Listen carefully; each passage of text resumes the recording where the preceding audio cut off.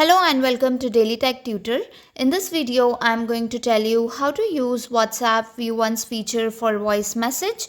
So let's get started with the video. So basically select the individual or group chat where you want to send the voice message with View Once feature. Press and hold on the microphone icon that you will see at the lower right corner to start the recording of your voice message.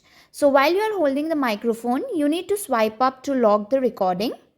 Swipe up, so here you can record until you want to say. So once the recording has been completed, you will see the view once icon that has been circled and one is written, and it will appear to enable the feature. Just click on that. So once you click on that, it will become green icon, and after recording, tap the send button.